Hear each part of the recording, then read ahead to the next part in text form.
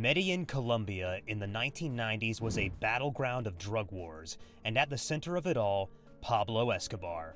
With tensions rising from the US, raids, betrayals, and a river of blood, he makes a move that shocks everyone. He surrenders. But that's not where the story ends. The genius seizes it as an opportunity, builds a prison, turns it into his own kingdom, ruling his empire from behind bars. Escobar chooses confinement and flips it on its head, showing the world he's not one to be easily contained. A detention facility unlike any other, La Catedral, Pablo Escobar's prison, was unlike any other penal complex that had ever been constructed. It wasn't only a prison, rather, it was a demonstration of his money, authority, and boldness. La Catedral was located in Envigado, Colombia, on one of the hills that overlooked the city of Medellin. It seemed to be a lavish home from the street, replete with walls covered in exquisite artwork and lush gardens to complement the whole appearance. The proverb, wolves in sheep's clothing, could not more accurately describe the situation. Escobar was able to continue running his drug business, throw extravagant parties, and live a life of unimaginable luxury while incarcerated in his jail that was designed to seem like a paradise. But why the jail? Pablo Escobar had deadly control over the country. He was on great terms with people in power, and was essentially an important player in the country's most powerful people. He had shown that the country of Colombia needed him, and the deadly things he could do if Pablo was not given importance. And like any other criminal, Pablo Escobar had a deadly reputation in the country. However, his reign was under attack when other countries decided to step in. That's right, everyone's favorite party crasher, the United States, shows up. They were the biggest patient of Pablo's drug disease, and the authorities had enough of Colombia's fake promises. Now, Pablo was king as long as he stayed in Colombia, but out of the country, he was a mere criminal. And our boy Escobar didn't want that, did he? So he devised a plan to stay in power and make the United States get off his back. The plan was to get caught and sentenced to prison. Weird plan, right? He won't be able to run his operations in prison. And what would he do about his competitors? Well, that's the beauty of the plan. The surrender comes with conditions. 1, that he can't be extradited to any other countries. And 2, that he will live in his own prison. Now that is what we call killing two birds with one stone. Not only did Pablo remain out of the hands of US authorities, but he also made sure his business didn't get run over. And with his friends in the Colombian authorities, it wasn't a hard task to accept these conditions. A castle hiding in plain sight. Ever been inside La Catedral? It was difficult to realize that this building never served as a jail. When compared to the stereotypical picture of a prison, the inside presented a striking departure. The cells were designed to seem like extravagant hotel rooms, plush furniture, and even hot springs. In particular, Escobar's cell was the very definition of luxurious comfort. The idiom, living like a king, took on a whole new significance in this context. In every nook and cranny of La Catedral, the adage, "the devil is in the details," was very much alive and well. Each room was exquisitely furnished and beautifully adorned with works of art, luxurious carpeting, and other eye-catchers. Within the confines of his dungeon, the drug king had fashioned his version of heaven for himself. The expression, "a gilded cage," carried with it an air of irony, because the jail itself was the physical manifestation of this idea. Before we tell the rest of the story, hit that subscribe button. We love to bring crime stories to you, and would hate for you to miss out. Thanks for helping us, legend. Now, back to Pablo Escobar's story.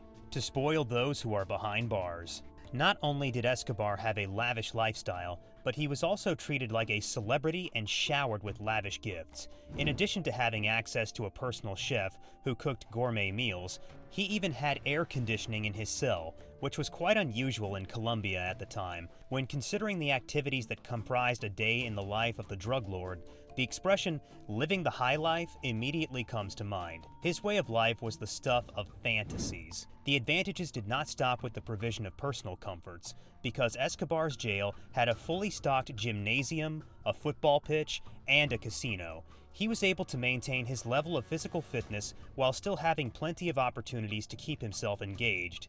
In this case, the adage, "making the best of a bad situation," was most definitely appropriate.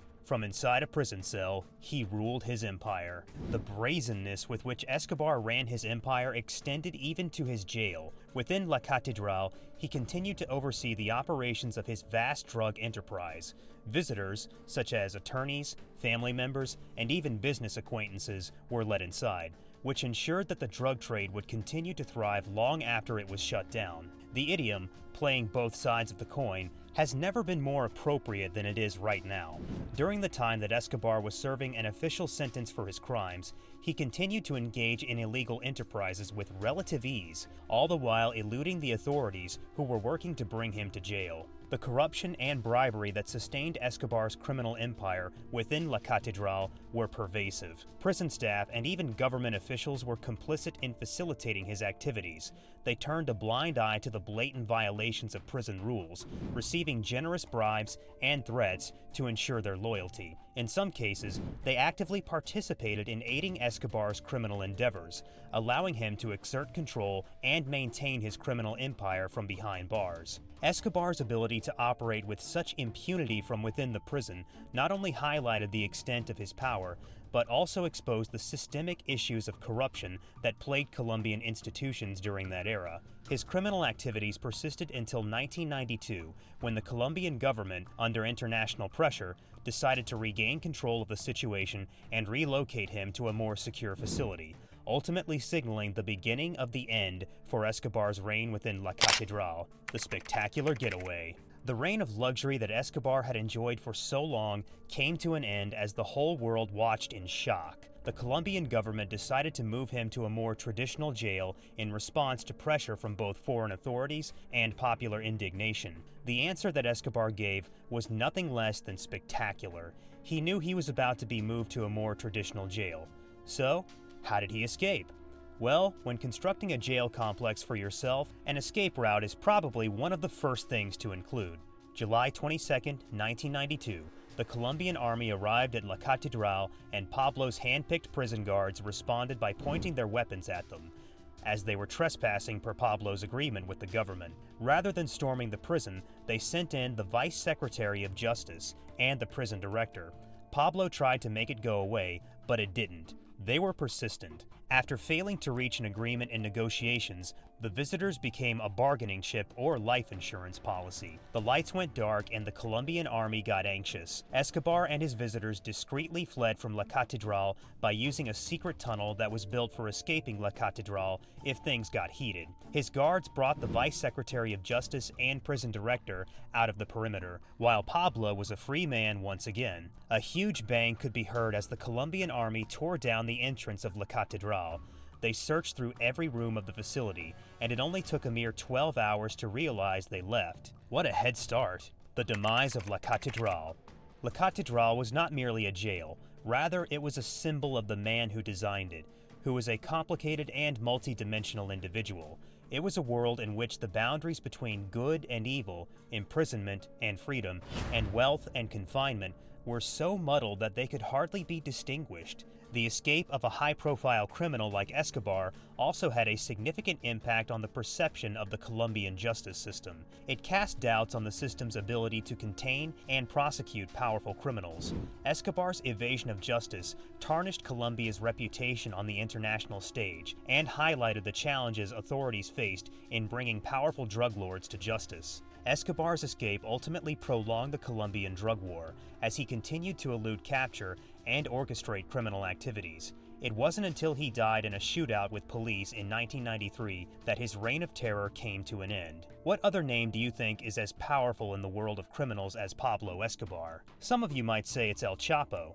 While Pablo is dead and El Chapo is in prison, looks like his son has taken up the charge. Click on the video on your screen to see how El Chapo's son's arrest caused street war in Mexico. I'll see you there.